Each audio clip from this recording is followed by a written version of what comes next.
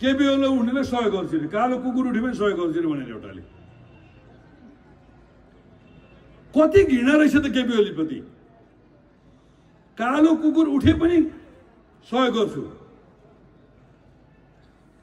गाउँघरतिर एउटा भनाइ छ, स्याल कराउनु कुखुरो हराउनु। यसो जङ्गलतिर स्याल कराएर हुन्छ, घरको कुखुरो पनि हराउँछ। त्यो स्यालले लग्यो भने शङ्का हुन्छ, नलाए भए पनि। उता प्रचण्ड 10 भाइ 12 भाइ जम्मा गरेर नेकपा भन्ने बनाएर, हुन त त्यसको कुनै अर्थ छ भन्ने मलाई लाग्दैन। मैले अस्ति पनि भने, ठुलो नदीमा 2टा घाट हुन्छ, सानातिना जनावर मुसा बिराला कुखुरा एकेटा पानी खान लाग्छ भने के बुझ्नु पर्यो भने पल्लो घाटमा चाहिँ सिंह पानी खाइरहेछ भन्ने बुझ्नु पर्यो। र एमाले सिंह, एमालेकातिर पानी खाइरहेछ, अर्कोतिर सानातिना खाइरहेछ।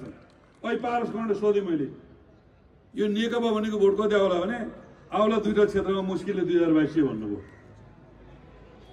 अनि एमालेसँग यसको तुलना हुन्छ त? यहाँ 12-15 दल मिल्दा पनि 1200 भोट आउँदैन। एमाले एक्लै चुनाव जितिरहेछ।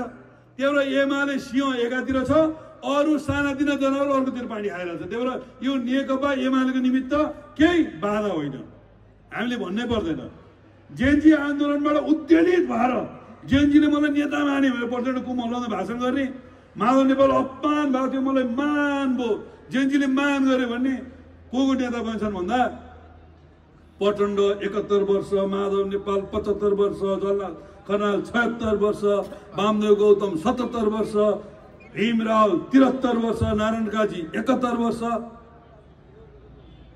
6 जना मध्ये 4 जना भुपु एमाले, 137 मध्ये आधा आधी भुपु एमाले। एमाले सकेका कुलङ्गारहरूले गएर त्यो माओवादी भन्ने पार्टी पनि सके, माओवादी भन्ने पार्टी नै छैन। अनि एकातिर प्रचण्ड त्यो आह्वान गरिरहेका छन्, एमालेबाट धेरै मान्छे हाम्रोतिर आउँछन् भनेर।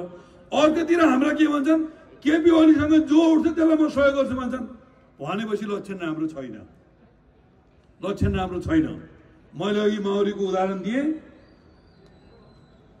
रानो माउरी हुन्छ, कामदार माउरी हुन्छ, भाले माउरी हुन्छ। त्यो माउरीको घारोभित्र तपाईँलाई कतिको माउरी पालेका साथीहरू हुनुहुन्छ, त्यो रानो माउरी एउटा भन्दा 2टा बन्नै दिँदैन। त्यो दोस्रो माउरी बन्न खोज्यो भने कामदार माउरीले त्यसलाई टोकेर मार्छ। पार्टीभित्र दोस्रो गुट बन्न दिन हुँदैन। आउँदो महाधिवेशनमा गुट रहित एमाले, एकताबद्ध एमाले र कमरेड केपी ओलीलाई विदेशी दलालहरूको सामु र नेपाली राष्ट्रघातीहरूको सामु अध्यक्ष बनाउने महाधिवेशन रूपमा हामीले अगाडि बढाउन खोजिरहेका छौँ। यही हो आज एमालेको कार्यकर्ताको कार्यभार भन्ने मलाई लाग्छ। भाले माउरी हुन्छ, काम गर्दैन, त्यसले प्रजनन प्रक्रियामा भूमिका खेल्ने मात्रै हो। त्यो भाले माउरीको संख्या बढी भयो भने कामदार माउरीले मिलेर त्यसलाई टोकेर मारिहाल्छन्। अब त्यो जङ्गली अभ्यास हो, फेरि त्यो त हामीले मानव समाजमा त हुँदैन। पार्टीभित्र पनि सृजनशील काम गर्ने, योग्यता भएका, क्षमता भएका, आँट हौसला भएका मान्छेलाई महाधिवेशन अगाडि बढाउने हो। भाले माउरी भएर बसी बसी खाने, गनगन गरेर पार्टीलाई बदनाम गराउनेहरूलाई आराम गर्नुहोस् भन्ने हो, सल्लाहकार बनाउने हो। यो महाधिवेशनमा त्यो कुरा ध्यान दिनुपर्छ भन्ने लाग्छ मलाई।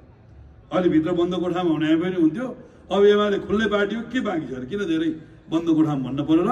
यति कुरा मैले तपाईँलाई सार्वजनिक रूपमा आह्वान गरेँ। मैले धेरै ठाउँमा भन्ने गरेको छु।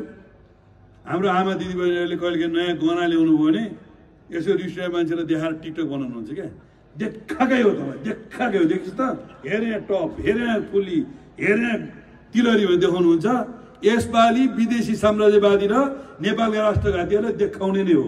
केपी ओली अध्यक्ष बनाउने नै हो, बलियो एमाले बनाउने हो, राष्ट्रवादी एमाले बनाउने हो, प्रगतिशील एमाले बनाउने हो, जनवादी एमाले बनाउने हो, क्रान्तिकारी एमाले बनाउने हो, गरिब दलित र पीडितको पक्षमा काम गर्ने एमाले बनाउने हो, जातीय युद्धको विरुद्ध, धार्मिक युद्धको विरुद्ध, क्षेत्रीय युद्धको विरुद्ध विदेशीले रोपेका बिरुवालाई भाँच्दै सद्भावयुक्त नेपाली समाज बनाउने हो, समृद्ध नेपाल र सुखी नेपालीको अभियान चलाउने हो, परिपूर्णको लोकतन्त्रलाई अगाडि बढाउने हो, मार्क्सवाद लेनिनवाद र जनताको बौद्धले जनवादको मार्गदर्शनमा हिँड्ने क्रान्तिकारी पार्टी नेकपा एमाले बनाउने हो, केपी ओली बनाउने हो, तिमीहरूलाई देखाउने हो। यही हो यो कार्यक्रमको मूल उद्देश्य। ध्यानपूर्वक सुनिदिनु हो, सबैलाई धन्यवाद। अभिवादन गर्नु।